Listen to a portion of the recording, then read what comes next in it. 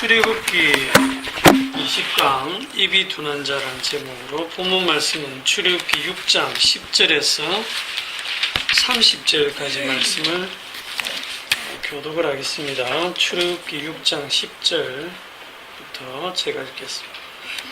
여호와께서 모세에게 말씀하여 이르시되 들어가서 애굽 왕 바로에게 말하여 이스라엘 자손을 그 땅에서 내보내게 하라. 모세가 여호와 앞에 아뢰어 이르되 이스라엘 자손도 내 말을 듣지 아니하였거든 바로가 어찌 들으리까? 나는 입이 둔한 자니이다. 여호와께서 모세와 아론에게 말씀하사 그들로 이스라엘 자손과 애굽 왕 바로에게 명령을 전하고 이스라엘 자손을 애굽 땅에서 인도하여 내게 하시리라. 그들의 조상을 따라 집에 어른은 이러하니라. 이스라엘의 장자 르우벤의 아들은 하녹과 발루와 헤스론과 갈민이 이들은 르우벤의 족장이요. 시몬의 아들들은 여무엘과 야민과 오학과 야간과 소알과 바난의 아들 사울이니 이들은 시몬의 가족이요. 레위의 아들들의 이름은 그들의 족보대로 이라니 게르손과 고핫과 머라리요. 레위의 나이는 137세였으며 게르손의 아들들은 그들의 가족대로 림니와 시므이요. 고핫의 아들들은 아므람과 이스할과 헤브론과 우시엘이요. 고핫의 나이는 133세였으며 무라리의 아들들은 미울리니 무시니 이들은 그들의 족보대로 레위의 족장이요.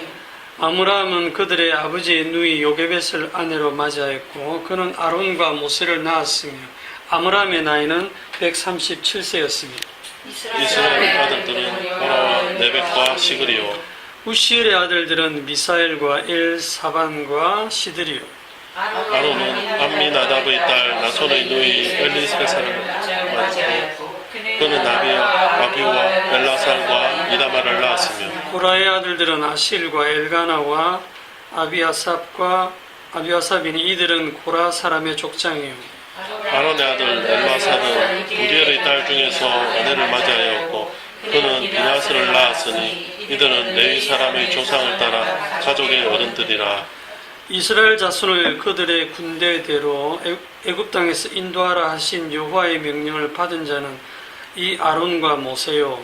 애굽 왕 바로에게 이스라엘 자손을 애굽에서 내보내라 말한 사람도 이 모세와 아론이었더라. 여호와께서 애굽 땅에서 모세에게 말씀하시던 날에 여호와께서 모세에게 말씀하여 이르시되 나는 여호와라. 내가 내게 이른 바를 너는 애굽 왕 바로에게 다 말하라. 다 같이 모세가 여호와 앞에서 이르되 나는 입이 둔한 자이오니 바로가 어찌 나의 말을 들으리까. 아멘. 좀 쪼개서 하려고 하다가 조금 10절부터 30절까지 다 보기로 했습니다. 반복되는 부분도 좀 많은 것 같고 나는 입이 둔한 자입니다 라는 게 12절에도 나오고 30절에도 나오죠. 오늘 본문에만 해도 두 번이나 지금 모세가 입이 둔하다고 말하고 있습니다. 왜 이런 말을 할까? 정말 가기 싫구나. 정말 하기 싫구나. 그런 생각이 들어요. 11절에 보면 하나님이 모세에게 원하는 게 뭐냐면 애굽 왕 바로를 만나서 말을 해라. 말을 해서 내 자손을 내보내게 하라 이러거든요. 말만 하면 꼭 내보내줄 것처럼 네가 가서 말해라 이렇게 하는데 이스라엘 자손들도 내 말을 안 듣는데 바로가 어떻게 내 말을 듣겠습니까? 저는 입술이 둔한 자입니다. 그럼 반대로 생각해 봅시다. 말 잘하면 보내줄까요? 바로가. 모세는 지금 말을 못하는 사람은 아니죠. 사도행전 7장에 보면 모세가 말과 행사가 모두 능했다라고 되어 있어요. 근데 말은 잘하지만 자기가 말을 해서 절대로 바로가 들을 리가 없다라는 겁니다. 그러니까 정말 하기 싫은 거예요. 우리 집사님 말씀대로 일관성 있게 지금 거절을 하고 있습니다. 이게 하나님께서 세우신 사람의 모습이에요. 자기가 하겠다고 나서는 게 아니고 어쩔 수 없는 상황에 몰려서 그 말씀 전하는 자로 지금 세워진 그런 모습이거든요. 그런데 오늘 문장 구조를 보면 입이 둔한 자입니다 라는 거 하고 또 30절에 입이 둔한 자입니다 그 사이에 지금 뜬금없이 족구가 들어가 있거든요. 진짜로 생뚱맞게 이 족보가 들어가 있습니다. 왜 들어가 있을까요? 이 족보. 이거 가지고 설교한 사람 나 못 봤는 것 같은데요. 자, 이 족보가 여기 14절에 보시면 그들의 조상을 따라 그런데 여기서 그들이 누굽니까? 그들의 조상을 따라. 그 바로 위에 문장 보면 나오거든요.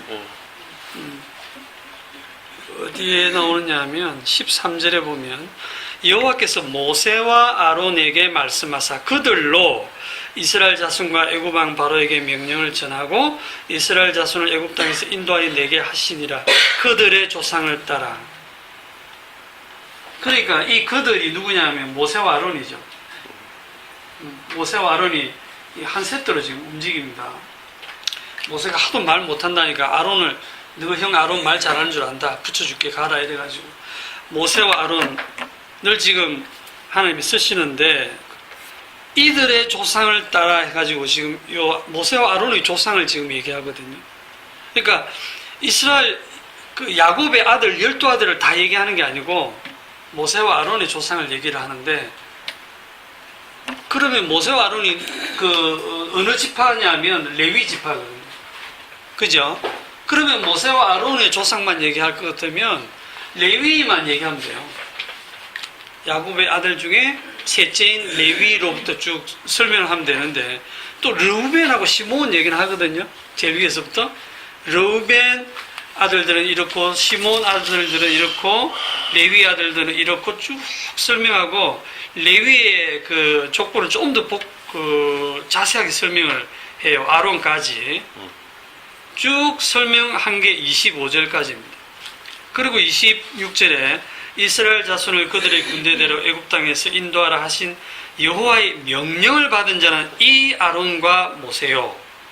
애굽 왕 바로에게 이스라엘 자손을 내보내라 말한 사람도 이 모세와 아론이었더라 하고 이 그들을 지금 설명하고 있죠.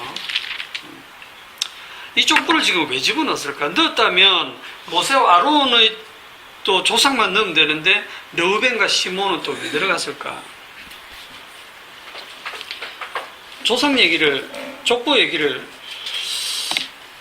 왜 했을까? 우리 그 창세기 어디 가느냐 하면 49장에 가봅시다.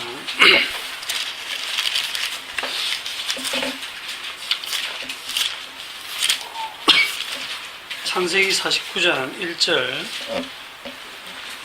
야곱이 그 아들들을 불러 이르되 너희는 모이라. 너희가 후일에 당할 일을 내가 너희에게 이르리라. 너희는 모여들어라. 야곱의 아들들아 너희 아버지 이스라엘에게 들을지어다. 르우벤아 너는 내 장자요 내 능력이요 내 기력의 시작이라. 위풍이 월등하고 권능이 탁월하다마는 물의 끓음 같았은즉 너는 탁월하지 못하리니 내가 아버지의 침상에 올라 더럽혔음이로다. 그가 내 침상에 올랐었도다. 시몬과 레위는 형제요 그들의 칼은 폭력의 도구로다. 내 호나 그들의 모의에 상관하지 말지어다. 내 영광아 그들의 집회에 참여하지 말지어다. 그들이 분노대로 사람을 죽이고 그들의 혈기대로 소의 발목 힘줄을 끊었음이로다. 그 노여움이 혹독하니 저주를 받을 것이요 분기가 맹렬하니 저주를 받을 것이라. 내가 그들을 야곱 중에서 나누며 이스라엘 중에서 흩트리로다. 여기까지가 르우벤과 시몬과 레위에 대한 야곱이 뭐 예언이라면 예언이고 축복이거든요. 내용은 축복이 아니죠. 내용은 저주를 받을 것이요 저주를 받을 것이라고 쭉 얘기를. 그러니까 앞에 르우벤, 시몬, 레위는 좋은 소리 하나도 못 들었어요. 다 아버지가 지금 저주를 퍼붓는 그 얘기를 하고 있어요. 그게 공통점입니다. 저주받았던 거. 저주받은 지파들. 그 얘기를 지금 모세가 뜬금없이 왜 하냐고요. 어? 아니 어떤 사람들이 이걸 어떻게 추측을 하냐면 모세가 지도자로서의 어떤 그 이스라엘 자손이라는 정통성을 설명하기 위해서 조상을 정통성을 설명한다. 어떤 지도자로서의 자격이 있다는 걸 설명하기 위해서 족보를 얘기했다면 이렇게 지금 해석을 하는데 그런 게 아닌 것 같아요. 전혀. 우리가 조상을 족보를 들먹일 때 어떻게 들먹입니까? 우리가 이 시집안인데 우리 조상 중에 이순신 장군이 계시다 이러면 자랑이잖아요. 우리가 그런 대단한 가문에 내가 자손이기 때문에 내가 여러분들 지도자가 될 수 있다. 이거는 좀 말이 되죠. 그런데 우리 조상 중에 이완용이가 있다. 이러면은 이거는 그래 놓고 뭐 내 말 들으라 하면 웃기고 내려야 될 거 아닙니까? 이완용의 손자 중에 이병철이도 있고 이병태도 있던데 제가 찾아보니까 동명이인입니다. 동명이인이에요. 그러니까 조상의 족보를 얘기한다는 거는 좀 좋은 족보를 얘기를 할 거잖아요. 그런데 르우벤, 시몬, 레위 딱 3명 12아들 중에서 저주받은 아들 3명만 이름을 딱 들먹이는 거예요. 자랑할 거리도 아닌 거를 지금 얘기를 하거든요. 모세가 나는 입이 둔한 자라고 완전히 자기를 그냥 디스하는 김에 그냥 확실하게 우리 조상도 이랬다라고 완전히 그런 걸까? 여러분도 어떻게 생각하세요?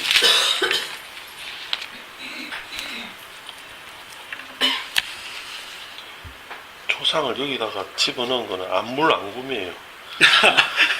안물안금. 인간들은 여기가 궁금해하지도 않고 하나님이 왜 족보 그냥 읽고 지나가요. 이거를 다 안물안금이야. 그렇죠. 네, 진짜 이거 자기 지금 당장에 그 곤란한 그것만 지금 눈앞에 닥친 현실 그것만 지금 중요하지. 하나님 이런 소리 하는지 안물안금이래. 안물안금인데 인간들이 그렇다. 막상 이제 저도 이걸 강의 설교를 해야 되니까 그게 얼마 어렵겠어요? 제가 답답한 거예요. 이제 이거를 이제 설명을 해야 되니까. 와.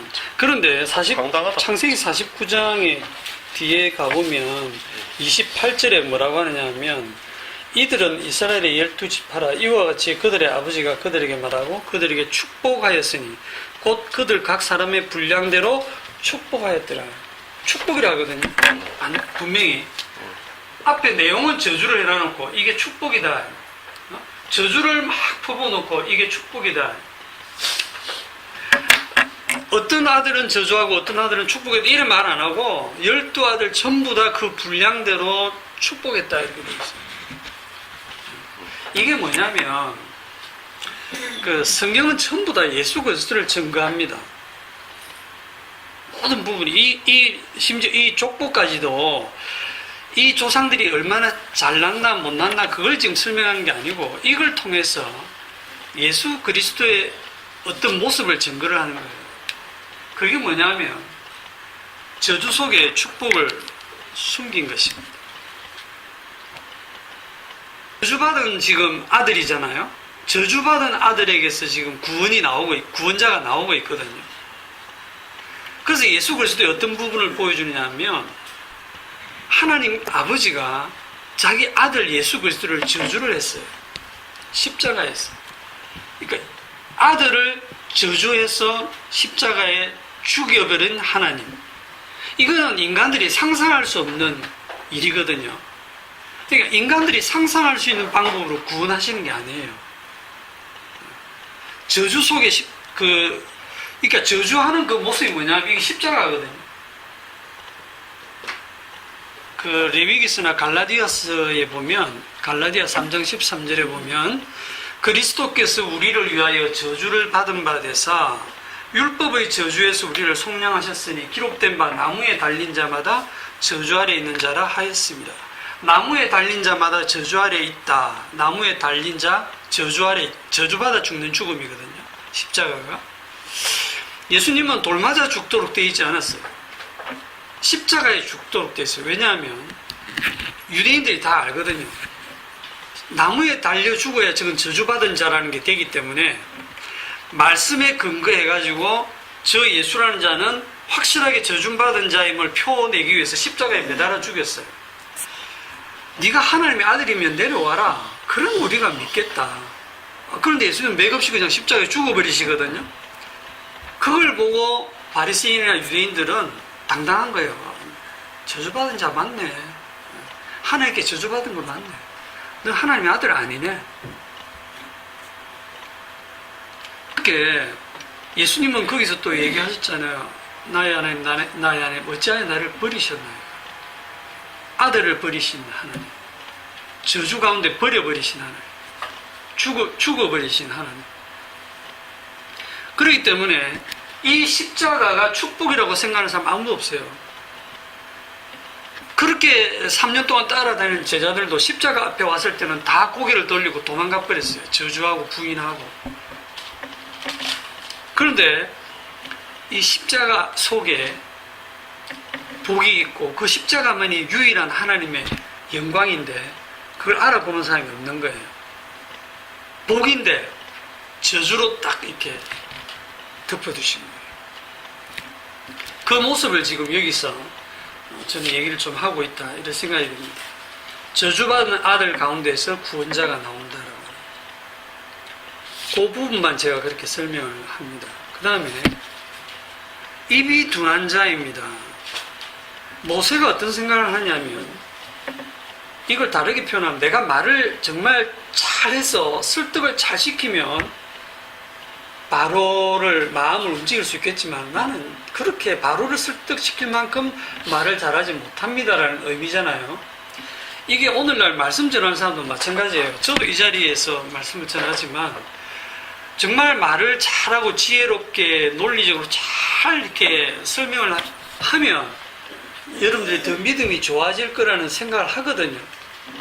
모든 그 말씀 전하는 자들의 마음이 그래요. 이 자리에 앉아서 사실 말 못하고 뜨등거리고 있고 뭐가 앞뒤 말도 안 맞고 이러면 상상해 보세요. 여러분들이 듣고 있을 수 있을지. 그런데 이게 그 모세의 뭐 착각인데, 근데 문제는 11절에 보시면 출애굽기 6장 11절에 들어가서 애굽 왕 바로에게 말하여 이렇게 되어 있죠.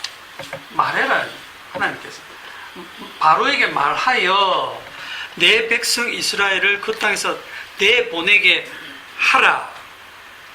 네가 가서 말해가지고 내보내게 하라 이렇게 하시거든요.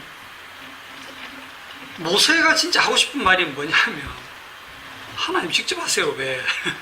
잘하시잖아.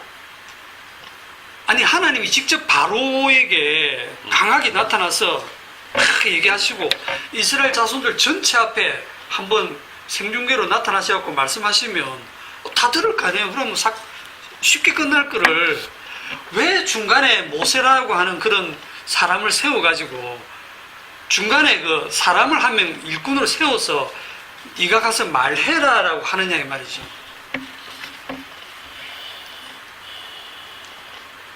우리가 주인이 종에게 일을 시킬 때 상식적으로는 종이 할 수 있는 일을 시키죠. 마당 쓸으라. 그거는 뭐 종이 할 수 있으니까 마당 쓸고 어디 가서 뭘 이렇게 사가지고 오고 이런 걸 할 수 있잖아요. 그죠? 그런데 종이 감당할 수 없는 종의 능력 밖의 일을 하라고 시키면 안 되잖아요. 멘붕이 오죠. 멘붕이 오죠. 종은 이거는 제가 할 수 있는 일이 아닙니다. 그런데 그거는 세상에서의 주인과 종의 관계예요. 그런데 성경이 말하는 주인은 누구냐면 혼자 다 하시는 거예요. 혼자 다 하시는데도 불구하고 꼭 종을 불러가지고 일을 시켜요. 이걸 여러분들 이제 잘 아셔야 되는데 주님 홀로 다 하시면서 사람을 불러서 일을 꼭 시킨다니까요. 왜 그렇게 하실까? 니는 안 되지. 그거를 지난주에 봤던 우리 말씀으로 좀 제가 보충 설명할게요. 니는 안 되지. 요한복음 11장 요한복음 11장 지난주에 봤던 그 나사로를 살리시는 그 얘기. 요한복음 11장 39절에 예수께서 이르시되 돌을 옮겨 놓으라 하시니, 자 여기 보면 예수님이 슉 이래갖고 돌을 옮기실 수 있잖아요. 그런데 돌을 옮겨 놓으라. 그리고 뒤에 가보면 나사로야 나오라 했을 때 나왔는데 수족을 이렇게 얼굴에 다 동였는데 저걸 풀어놓아 다니게 하라. 이걸 가지고 설교하는 분들 중에 아무리 예수님이 나사로를 살려내도 돌을 옮겨야 되는 사람이 필요하다. 수족을 풀어줄 사람이 있어야 된다. 네. 사람이 할 일은 해야 된다. 주님이 다 하시는 건 맞는데 그래도 사람이 거기에서 반응을 해야 된다. 비오는데 이렇게 엎으면 안 되고 바로 해놔야. 그럴듯하다. 이게 그럴듯하거든요. 사람들이 들어보면 예수님이 십자가로 우리를 구원하시지만 그걸 우리가 믿어야 된다. 그 주님이 다 완성해 놓은 그 구원을 인간이 로봇이냐 그래 놓고 주님이 손을 내밀 때 우리도 손을 내밀어서 잡아줘야 구원이 된다. 인간이 거절하면 아무리 하나님이라도 구원하실 수 없다. 그런 논리로 이런 본문을 가지고 설명을 합니다. 맞습니까? 주님이 돌을 옮길 능력이 없어가 야, 내 혼자 옮기기 힘드니까 좀 도와줘. 수족 푸는 게 힘들어서 좀 풀어라. 이렇게 하셨을까요? 주님이 일을 하실 때 이 사람을 어떻게 다루시는가를 우리가 아셔야 되는데 왜 사람들에게 이렇게 돌을 옮겨라, 뭐 풀어놓아라, 모세야 가서 말해라 이걸 왜 다 시키시느냐 하면 딱 이런 식으로 해석하는 사람이 나오게 하시는 거예요. 해석하기.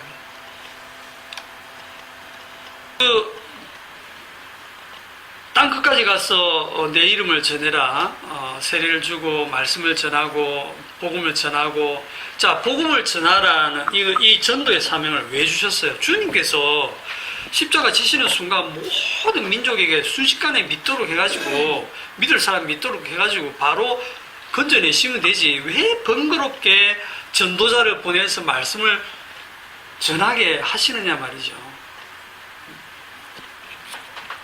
주님이 순간적으로 다 믿게 할 수는 없습니까? 있거든요. 있는데도 불구하고 주님이 일하시는 거 보면 되게 번거롭게 하시거든요. 네가 가서 말해라. 돌 치워라. 풀어줘라. 그러면 사람들은 내가 말했다. 여러분들이 지금 타임머신 타고 이 나사로 시대로 갔다고 생각했어요. 그리고 그 현장에 여러분이 계신데 예수님이 여러분 보고 돌 좀 옮겨라 해가지고 집사님하고 내하고 며칠에서 돌을 치웠다 합시다. 그리고 풀어놓아 다니니까 풀어놨다 합시다. 그리고 거기서 나사로를 살리는 그 현장을 못 깨겠다 합시다. 나중에 뭐라고 간증하겠습니까? 그 돌 내가 옮겼대. 야나 그 현장에 내가 있었는데 그 돌을 내가 옮겼다 얘가. 냄새 없어. 냄새 나는 거 그거 내가 풀었다 얘가. 주님이 살린 거에 관심이 있는 게 아니고 내가 한 그 일을 주님이 나를 이렇게 쓰셨어. 이러면서 자기 자랑하게 돼 있어요. 여리고성을 무너지게 하실 때도 보면요. 여리고성이 이래 있으면 여리고성 무너지는 거 보면 웃기거든요. 여기가 이제 여리고성이라 그러면 아주 견고한 성이에요. 이 여리고성을 7일 동안 돌게 하죠. 이스라엘 백성들이 입 다물고 조용히 하루 한 번 돌고 또 그 다음 돌고 해서 7일간 돌다가 7일째는 7바퀴를 돌아요. 조금 유별나죠. 그리고 7바퀴를 돈 다음에 나팔을 불고 함성을 지르면 여리고가 무너지잖아. 그죠? 네. 이걸 가지고 뭐 동시에 함성을 질렀기 때문에 음파가 나가지고 진동을 해서 지 맘대로 해석하고 있는데 그렇게 아무리 소리 질러도 절대로 이 견고한 여리고성이 무너질 리가 없어요. 무너뜨리는 거는 하나님이 무너뜨리시거든요. 그런데 사람 보고 왜 돌아랍니까? 7일 동안. 예? 그 사람들은 뭐가 기억에 남냐면 내가 돌았대. 내가 7바퀴 돌았대. 마지막 날은 진짜 7분 순종해서 내가 순종했다 이거. 그리고 여리고성이 무너지는데 대충 여기 어중간하게 1분만 무너지는 거예요. 그래서 들어가 보면 하나님이 다 죽여놓으면 되는데 일일이 들어가서 칼로 다 죽여야 돼요. 진멸 전쟁을 해야 돼요. 직접 자기가 싸워서 다 죽여야 된다니까요. 그러면 그렇게 자기가 일을 하고 나면 사람들은요, 이렇게 하나님께서 사람들에게 꼭 일을 시키시는 이유가 뭐냐면 죄가 나오게 하시는 거예요. 일을 시키면 내가 그 일을 했다 해가 하고 자기 공로가 반드시 나오게 돼 있어요. 주님 혼자 다 하시면 모르는데 주님이 반드시 일하시는 곳에 사람을 불러서 일을 시키거든요. 시키면 인간의 이 몸은요, 자기가 한 일을 절대로 못 잊어요. 여러분들은 잊을 것 같죠? 못 잊습니다. 여러분들이 한 일에 대해서. 여러분들이 뭔가 조그만 봉사라도 했잖아요. 그 자기가 잊은 것 같죠? 그거에 대해서 무시하는 말을 하면 화가 바로 딱 납니다. 우리 경험이잖아요, 그게. 그러니까 하나님께서 일을 시키시는 이유는 죄를 끌어내기 위해서. 여리고에서도 딱 그 누구냐면 아간이죠. 다 진멸하고 다 태우라 했는데 거기서 이제 옷까지 하고 막 보석하고 몇 개를 챙긴 거예요. 왜 챙겼냐면 자기가 했다는 거예요. 자기가 100% 했다는 소리 안 합니다. 주님이 한 99% 주님이 다 하셨는데 그럼 내가 1% 정도 내가 가서 이렇게 싸워가지고 주님의 일을 완성했지 않습니까? 그러니까 그만큼은 내가 요 정도는 챙겨도 되잖아요 하는 이런 마음인 거예요. 그 죄를 하나님께서 끄집어내시는 거예요. 그 아간 때문에 그 다음 아이성 전투에서 대패를 해가지고 한 3,000명 가량인가 죽잖아요. 이 아간 때문에.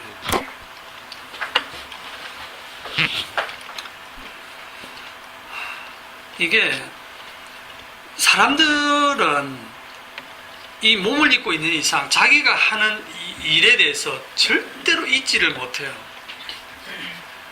그러니까 여러분들이 여기에 오는 것도 예를 들면 뭐 멀리서 결국은 운전도 해가 오시고 시속 140 밟고 오시고 오실 때 이게 뭐 옥수수 사가지고 오시고 이게 다 자기 공로거든요. 아니, 사오세요. 계속 사오세요. 다음 주 만두 사러. 네, 또 사오시고. 그러면 그게 아무 생각이 없는 것 같아도 그게 기억에 남습니다. 남아있습니다. 자기가 뭔가를 했다. 계속 혼자 사오시면 나중에는 좀 화가 납니다. 왜 내만 사? 왜 내만 사오냐? 다른 사람들 진짜 복음 안 쓴다는 사람들이 진짜 염치 없네. 맨날 얻어먹기만 하고 이런 마음이 어느 순간에 슬 들기 시작하거든요. 그게 자기 공로가 되는 겁니다. 아닌 것 같아도 그렇지 않을 수가 없어요. 여러분들이 여기 오는 게 다 자기 나름대로 바쁘지만은 시간 내서 힘내가지고 오시잖아요. 결국 여러분들이 의지로 오시는 거잖아요. 분명히 여러분들 의지로 오시는데 그 오고 안 오고가 사실은 주님이 그렇게 하게 하시는 거거든요.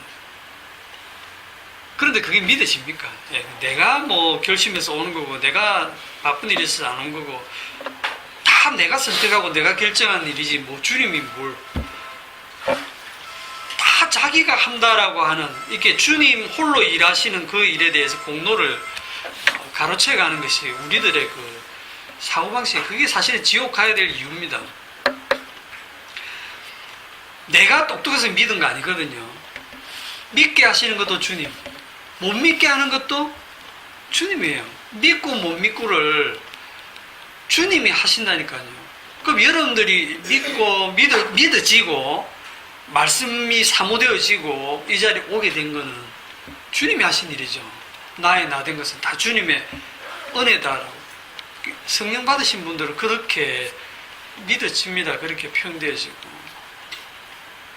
그런데 그런 성령의 인도하심을 우리는 평소에 느낄 수 있느냐? 전혀 못 느껴요. 성령께서 내 음성이 되고 오늘은 가라, 뭐 오늘은 뭘 사가라, 뭐 이렇게 하시는 게 아니거든요. 그냥 무다해. 내가 한 몇 주 안 사가서 오늘 좀 사고 싶다. 이런 마음이 그냥 드는 거예요. 그래서 카톡에 이렇게 한번 올려보고 그렇게 하는 거예요.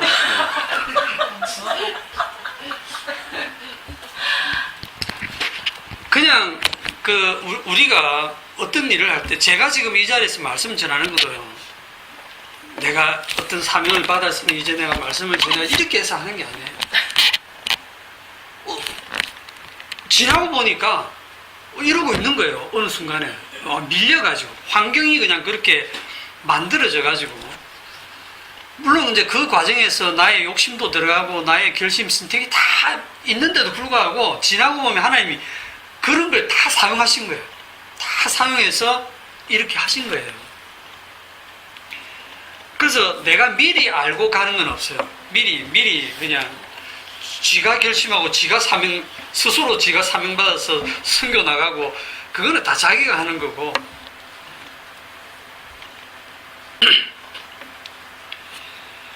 자, 정리를 해봅시다. 주님이 일을 시키시는 이유, 사람을 일을 시키시는 이유가 뭐다? 죄를 끄집어내기. 내가 했다라고 하는 그 죄를 끄집어내기 위해서 일을 시킵니다. 그러니까 우리가 어떤 생각을 하냐면, 그전에는 주를 위해서 교회 봉사하고 헌신하고 헌금하고 막 이랬는데, 이제 복음을 들으면서 그게 다 죄다 이러니까 이제 안 하잖아요. 안 하면, 그럼 안 하는 거는 그러면 의냐? 아니거든요. 하는 것도 죄고 안 하는 것도 죄예요. 둘 다 죄면 뭐 하지 말자. 왜? 그게 편하고 그게 돈 아끼는 거니까. 그게 그냥 우리들이거든요. 근데 주님은 우리에게 뭔가 말씀하실 때 그 말씀은 늘 우리에게 죄를 끄집어냅니다. 어떻게? 전도해라, 사랑해라, 섬겨라, 서로 위해라, 이런 말씀들을 하시거든요. 그 말씀이 우리에게 죄를 다 끄집어낸다니까요. 전도하면서 죄를 짓고, 전도했다고 하는 일이 자기한테 남아있으니까. 봉사하라, 서로 사랑하라.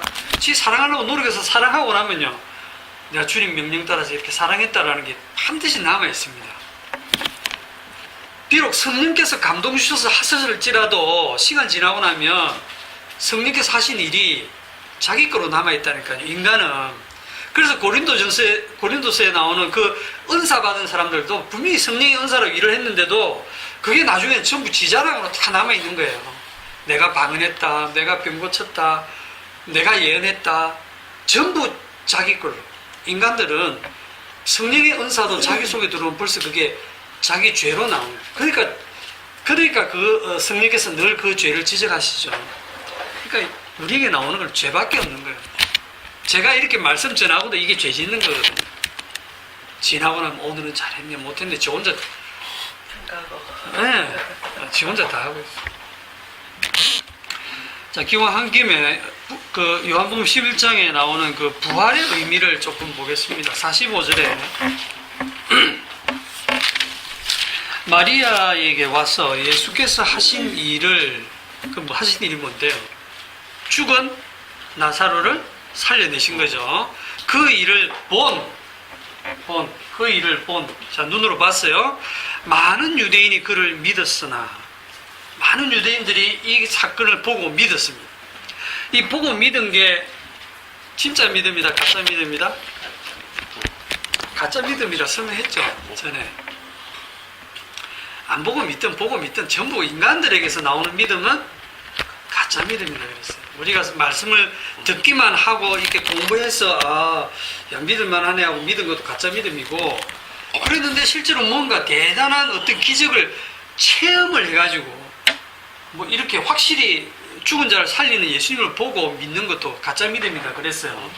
그러면 지금 예수님께서 이 죽은 나사로를 살리셨는데, 이 죽은 나사로를 살리신 이것이 하나님의 영광이냐?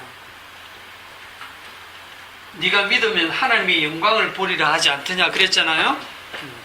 하나님의 영광이 뭡니까? 십자가. 너무 정답을 빨리 얘기하셔가지고, 예. 하나님의 영광 그러면 우리는 뭐 우리 애가 서울대 수석 합격했다고 하나님께 영광 돌립니다라든지, 뭐 연말에 연예 대상 받은 연예인이 이 영광을 하나님께 돌립니다라든지, 축구에서 그냥 한 골 넣어갖고 막 역전골 넣어서 이걸 주님께 영광 돌립니다라고 하든지, 우리는 그런 생각하거든요. 그게 뭐냐면 내가 잘 돼가지고 하나님께 영광 돌린다 생각하죠. 그건 전부 지 영광이지 하나님 영광하고 아무 상관이 없어요. 하나님이 영광 받는 유일한 것은 집사님 말씀대로 십자가입니다. 십자가. 예? 요한복음 17장에 가보시면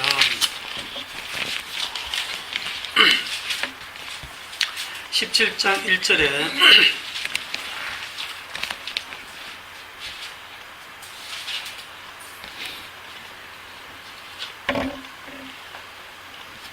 예수께서 이 말씀을 하시고 하늘을 우러러 이르시되 아버지여 때가 이르렀사오니 아들을 영화롭게 하사 아들로 아버지를 영화롭게 하게 하옵소서. 때가 이르렀사오니 무슨 때입니까 이게? 이게 십자가 지시기 직전이거든요. 아버지여 때가 이르렀사오니 아들을 영화롭게 하사. 영화롭게 하는 게 뭐냐면 십자가에 죽이시는 거예요. 진짜 이해 안 되죠. 십자가에 하나님의 아들이 죽는 것이 아들이 영화롭게 되는 거고, 그렇게 되는 것이 아들로 아버지를 영화롭게 하는 거예요. 아버지께서 아들에게 주신 모든 사람에게 영생을 주게 하시려고 만민을 다스리는 권세를 아들에게 주셨음이로소이다. 영생은 곧 유일하신 참 하나님과 그가 보내신 자 예수 그리스도를 아는 것이니이다. 아버지께서 내게 하라고 주신 일을 내가 이루어, 이 내가 이루어가 벌써 십자가에서 다 이루었다를 지금 여기 땡겨와서 얘기하시는 거예요. 아버지를 이 세상에서 영화롭게 하였사오니, 아버지여 창세전에 내가 아버지와 함께 가졌던 영화로서 지금도 아버지와 함께 나를 영화롭게 하옵소서. 하나님의 영광, 십자가의 영광입니다. 십자가의 영광. 저주받은 그 모습이 영광이에요. 이것만이 영광이에요. 왜냐하면 십자가에 하나님의 아들이 죽으시고 부활하시고 승천하셔서 누가 되느냐면 심판주가 되시죠. 요한복음 4장 5장인가에 보면 인자됨으로 말미암아 심판하는 권세를 주셨다. 아버지께서 아무도 심판하지 아니하시고 심판하는 권세를 아들에게 주셨다 그랬잖아요. 그 아들이 언제 심판하는 권세를 가지냐면 십자가에 죽으시고 부활 승천하신 후에, 십자가에서 결국은 그게 부활 승천이 다 십자가에 포함되거든요. 십자가 지심으로서 심판주가 되세요. 심판주가 되셔서 긍휼히 여길 자 긍휼히 여기고 심판할 자 심판하시는 그 권세를 주님이 가지시는 거예요. 이 심판주로서 말씀하시면 무덤에 있는 자가 살아나오기도 하고 심판의 부활로 나오기도 하고 생명의 부활로 나오기도 해요. 그거를 지금 이 요한복음 11장에 앞당겨 와가지고 연극처럼 보여주시는 거예요. 나사로를 통해서. 나사로야 나오라 하고 불러내실 때 사람들은 와, 진짜 신의 능력으로, 하나님의 아들의 능력으로 죽은 자를 살리셨네, 믿을만하네, 믿습니다, 이러 나가거든요. 그거 아닙니다. 신의 능력으로 살리는 게 아니에요. 하나님의 아들의 능력으로 살리는 게 아니에요. 그렇게 믿는 하나님의 아들, 그 믿음은 제자들이 다 육적으로 가졌던 믿음이거든요. 그게 아니고 십자가에 죽으신 그 심판주로서 지금 앞당겨 와가지고 나사로를 살려내시는 거예요. 그게 하나님의 영광이에요. 이 하나님의 영광을 보는 건데 그들은 보는 줄 모르죠. 보고 있으면서도 보는 줄 몰라요. 여러분, 심판주께서 안전뱅이를 고치실 때 내 친구들이 중풍병자를 고치실 때 뭐라고 합니까?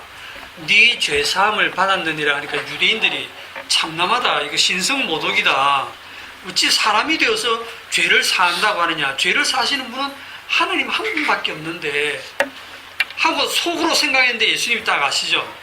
그 생각을 끄집어내기 위해서 그 말씀하셨어요. 네 죄사함을 받았느니라. 근데 그 생각을 하는 줄 아시고 예수님이 뭐라고 하냐면, 내가 네 죄사함을 받았느니라 하는 말하고 일어나 걸어가라는 말하고 어느 것이 쉽겠느냐 이래 물었어요. 어느 게 쉽겠습니까? 둘 다 불가능한 말이에요. 그런데 조금 생각해보면 둘 다 불가능한 말인데 사실은 죄사함을 받았다는 말은 뻥치기 쉽죠. 안 보이니까. 죄사함 받았는지 안 받았는지 그거야 전혀 안 보이는데, 중풍병자 보고 일어나 걸어, 네 자리를 들고 걸어가라 이러면 안 걸어가면 어떡할 건데요? 안 걸어가면 그 상황이 얼마나 민망스럽습니까? 저 중풍기자라서 못 가는데 이러고 버티고 누워있으면 진짜 황당하잖아요. 그런데 일어나 걸어가라 하는 그 말씀이, 이것도 해석을 희한하게 해서 그 말씀을 듣고 이 중풍병자가 믿고 힘을 줘가지고 일어났다 이러는데 그 사람은 그런 믿음 없습니다. 말씀이 그냥 그를 일으켜서 걸어가게 하시는 거예요. 그 사람 믿음 아닙니다. 말씀이 그렇게 하시는 거예요. 자, 그런데 예수님이 그걸 왜 하시냐면, 내가 이렇게 하는 것은 인자가 이 땅에서 죄를 사하는 권세가 있는 줄을 알게 하려 하노라. 죄를 사한다. 죄 용서가 어디서 나오냐면, 어디서 나옵니까? 십자가에서 나옵니다. 죄 용서는. 여러분, 죄는 절대로 그냥 용서 안 됩니다. 아유, 그냥 용서해 주세요. 하나님한테 안 통합니다. 죄는 반드시 죄값을 치러야 돼요. 죄값은 사망이다 그랬어요. 죄값을 안 치르고 그냥 하나님이니까 아유 그냥 봐줄게, 용서해줄게, 없는 걸로 할게, 이렇게 되면 어떻게 되냐면 하나님의 공의가 무너집니다. 하나님의 공의가 무너진다고요. 이 온 세계에서 하나님의 공의는 반드시 죄에 대해서는 벌을 주시는 겁니다. 그렇기 때문에 십자가에서 하나님의 그 공의가 이루어졌어요. 하나님께서 죄에 대한 심판을 아들에게 내렸어요. 아들이 십자가에서 죽으심으로 하나님의 공의가 이루어진 거예요. 이 아들의 죽으심을, 그 아들의 피를 근거로 해서 죄를 사시는 겁니다. 그래서 그거를 그 예수님은 뭐 나중에 죽었잖아요. 그게 아니고 십자가 사건은 묵시적인 사건이에요. 묵시적인. 네? 묵시세계입니다. 묵시세계. 역사 속에서 실제로 일어난 사건이지만, 그 역사 속에 어느 한 시점에서 일어난 사건이지만, 그게 묵시세계 속에서 전체를, 시간을 다 감싸고 있는 사건이에요. 창세전부터. 그거를 앞당겨 와가지고 사복음서에서 예수님은 그 십자가에서 주님이 되신 그 주님의 권세로 죄를 사하시기도 하고, 병을 고치기도 하고, 죽은 자 살리기도 하고, 그렇게 하신 거예요. 그런데 이 십자가 다 빼봅니다. 사람들은 십자가를 빼고, 와, 죽은 사람 살렸네, 하나님 아들 맞네, 내가 믿습니다. 그래서 가짜 믿음이라고요. 그렇게 그냥 그런 기적을 믿고 능력 믿고 막, 그거 왜 믿는데요? 나한테 도움 되니까요. 자기를 위한 믿음이니까. 그건 전부 가짜 믿음인 거예요. 나사로는 죽은 적이 없어요. 아니, 인간 세상에서는 죽은 건 맞아요. 그런데 예수님 뭐라고 합니까? 잔다 이랬잖아요. 잔다. 그냥 죽은 걸 잔다로 비유적으로 표현한 게 아니고, 예수님 앞에서는 예수님이 그냥 깨우면 되는 거기 때문에, 야 나사로야 이제 그만 자고 나온나 하고 깨우면 되니까 주님은 잔다고 표현한 거예요. 그런데 제자들은 그걸 못 알아들으니까 죽은 거 맞다, 그러나 내가 깨우러 간다. 왜 나사로가 그냥 잠자는 자냐면, 그리스도 안에서 자는 자, 이미 그리스도와 함께 나사로는 십자가에서 그리스도와 함께 죽고 함께 살았거든요. 그래서 그리스도 안에 있는 자들은 죽어도 산자고 살아도 산자고, 그게 성도의 정체성인데요. 로마서 6장에 한번 가봅시다. 로마서 6장 3절.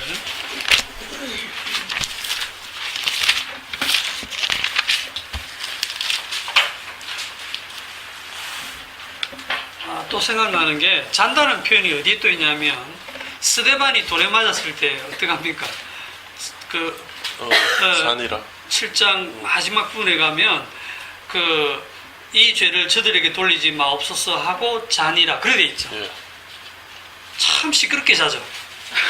돌 맞아가면서 피투성이 돼가면서 고통스러웠을 거예요. 그런데 하늘이 열리고 하나님의 영광과 우편에 계신 그 주님의 영광을 본다라고 했을 때 사람들이 돌멩이를 던져갖고 돌 맞아서 죽잖아요. 잠드는데 되게 시끄럽게 잠들죠. 그래 죽으면 진짜 죽을 거야. 순간입니다, 순간. 그런데 그걸 잔다라고 표현하죠. 지금 이미 사도행전에서. 그리스도 안에, 그리고 그리스도 안에서 잠자는 자들이 먼저 일어나고 그랬어요. 로마서 6장 3절에 무릇 그리스도 예수와 합하여 세례를 받은 우리는 그의 죽으심과 합하여 세례를 받은 줄을 알지 못하느냐. 그러므로 우리가 그의 죽으심과 합하여 세례를 받음으로 그와 함께 장사되었나니. 이미 무덤에 묻혔다고요. 우리가 주님과 함께 십자가에 죽고 함께 장사되었다고요. 이는 아버지의 영광으로 말미암아 그리스도를 죽은 자 가운데서 살리심과 같이 우리로 또한 새 생명 가운데서 행하게 하려 함이라. 자, 여기 4절에 앞에 우리가 그의 죽으심과 우리가 죽었다. 그 다음에 뒤에 우리가 그리스도와 함께 다시 살았다. 할 때 앞에 있는 우리랑 뒤에 있는 이 우리가 같아요? 달라요? 예? 이게 다른 거거든요. 이 우리와 이 우리가 달라요. 이거는 죽은 옛사람이고 이거는 새 사람으로 다시 사는 거거든요. 이거를 내가 그림으로 한번 그려볼게요. 이 사람이 이래 있는데 이게 첫사람, 그러니까 옛사람이에요, 옛사람. 그런데 새 사람은 눈에 안 보이지만 제가 그냥 그려볼게요. 눈에 안 보이지만 새 사람. 이런 그림은 본 적이 없겠지만 옛사람, 새사람. 그리스도와 함께 죽고 함께 살았다 할 때 함께 죽은 거는 옛사람, 함께 살았다는 거는 새사람인데 11절에 가보면 이와 같이 너희도 너희 자신을 죄에 대하여는 딱 이렇게 경계를 해가지고 죄에 대하여는 죽은 자요, 의에 대하여는 하나님께 대하여 산자로 여길지어다. 죽은 자와 산자가 지금 겹쳐 있죠. 저번에 내가 겹쳐 있다 얘기했잖아요, 그죠? 겹쳐 있다고 해도 되고 죽은 자와 산자의 경계에 있다고 해도 돼요. 여러분들 그 경계에 살고 있어요. 이걸 사도 바울이 뭐라고 표현하냐면 이 사망의 몸에서 누가 나를 건져내랴. 이게 성도의 정체성이에요. 이 땅에 몸을 입고 살고 있는 동안은 내 이 몸이 죽을 몸인데 그 죽을 몸이고 이미 죽은 몸과 같은데 거기에 지금 내가 묶여 있는 거예요. 함께. 그래서 그 고백이 오호라 나는 공부한 사람이다. 누가 이 사망의 몸에서 나를 건져내랴. 그래서 내가 원하는 것은 행하지 아니하고 내가 새 사람이 원하는 그건 행하지 않고 내가 원치 않은 하는 악을 행하는도다. 악을 누가 행합니까? 내 속에 가는 죄의 법이 내보다 더 강해가지고 이 몸을 입고 있는 나는 늘 죄를 범하는 쪽으로 가더라 이 말이죠. 그거를 누가 아느냐 하면 이 성령을 받은 사람만 그 실존을 아는 거예요. 말씀을 잘 지키고 말씀대로 살고 있는 바리새인들 보고 죄인이라면 죄인이라고 인정합니까? 아닙니다. 자기들은 의롭게 살고 있다고 생각해요. 우리는 저 세리와 죄인들과 다르고 일에 2번씩 금식하고 이렇게 구제하며 삽니다라고 자기의 의로움을 드러내지, 성령 받은 자만이 그렇게 구제하고 섬기고 11조하고 하는 것까지도 다 악한 죄군요 하는 것을 성령 받은 자만 압니다. 나는 말씀을 전해도 내 속에서는 죄밖에 안 나오는구나. 탄식 속에서 이 사망의 몸에서 누가 나를 건져내랴. 사도 바울이 무슨 그런 죄를 많이 지었겠어요. 근데 사도 바울이 성령 받고 난 다음에 자기에서 나오는 모든 게 죄밖에 없다는 사실을 안 거예요. 그걸 지금 고백을 하는 겁니다. 그럼 인간들은 왜 나사로의 죽음에 대해서 겉으로 슬퍼하고 우느냐 하면 이 나사로의 죽음, 그냥 하나의 나사로의 이 죽음, 육신의 죽음이죠. 육신의 죽음. 이 육신의 죽음은 진짜 죽음이 아닙니다. 이거는 그냥 그림자예요. 죽음의 그림자예요. 창세기에 나오는 네가 선악과를 먹는 날에는 반드시 죽으리라 해가지고 그때부터 사망이 왕노래되는데 사람들이 눈으로 보니까 죽거든요. 육신이 죽고 썩어서 없어지거든요. 와, 저게 진짜 죽음이구나. 끝장이구나. 죽음의 끝이구나. 죽음에 대한 공포에 사로잡혀서 삽니다. 그래서 육신이 죽었을 때 진짜 죽은 줄 알고 슬퍼하고 막 난리를 치죠. 그런데 진짜 죽음은 십자가에서 나옵니다. 십자가에서 하나님께 저주받고 버림받는 게 진짜 죽음이에요. 하나님께 저주받고 하나님의 진노를 받아서 버림받는 게 진짜 죽음이라니까요. 그 진짜 죽음을 누가 당하셨느냐? 예수님이. 누구를 끌어안고? 성도를 끌어안고 진짜 죽음을 하나님의 그 진노를 다 받으셨어요. 함께 죽고, 그런데 그분의 의로 그분이 살아나셨어요. 우리 성도는 그리스도 안에서 이미 죽어버렸어요. 진짜 죽음을 당해버렸어요. 그렇기 때문에 계시록에 나오는 둘째 사망이 다시는 해하지 못하는 거예요. 그냥 그 그리스도 밖에 있는 사람들은 아직 진짜 죽음을 안 당했기 때문에 육신이 죽으면 다 다시 불러내가지고 둘째 사망으로 들어가는 겁니다. 아시겠어요? 성도는 육신이 죽으면 자는 거예요. 자면서 그냥 의식 없이 그냥 자는 거예요. 깨인 우리 입장에서 볼 때는 죽었고 썩어가고 그렇지만 주님 앞에서는 그냥 다 살아있는 사람들이에요. 마지막 날에 주님이 누구야 나오라 하면 다 걸어 나오는 겁니다. 다 그냥 나올 때 그때 그 몸은 이 몸이 아니고 부활하신 예수님의 몸이 되어서 나오는 거죠.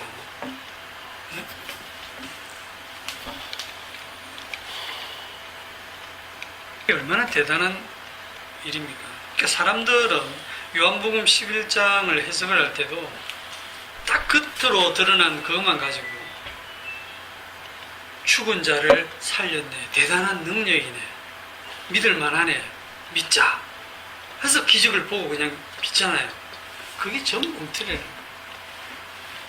진짜 믿음은, 진짜 죽음은, 진짜 생명은 다 십자가에서 나옵니다. 십자가 지신 주님으로서 심판주로서 죽이기도 하고 살리기도 하시고 병도 고치고 죄 사하기도 하시고, 그걸 볼 줄 아셔야 돼요. 여러분들이 십자가를 통해서 보시는 그런 안목으로 볼 줄 알아야 되겠습니다. 오늘 여기까지 합시다. 주님 감사합니다. 저주로서 축복을 감추시고 죽음으로서 생명을 감추어 놓으셨습니다. 오늘 이 땅에 사는 우리 성도들 또한 만물의 찢기처럼 그런 모습으로 두심으로써 하나님의 성도를 감추셨습니다. 주께서 우리를 다루어 가실 때에 우리의 삶 속에서 늘 죄를 발생시키시고 그 죄로 인해서 오직 주님께만 소망을 가지고 주님의 십자가만 붙드는 저희들이 되게 하시고 오직 주님의 주 되심만을 위해서 우리를 다루고 계심을 알게 하시고 그러한 다룸 속에서 오직 십자가로만 주님께 영광을 돌리는 우리의 삶이 되도록 인도해 주옵소서. 예수님의 이름으로 기도하옵나이다. 아멘. 수고했습니다. 그렇습니다.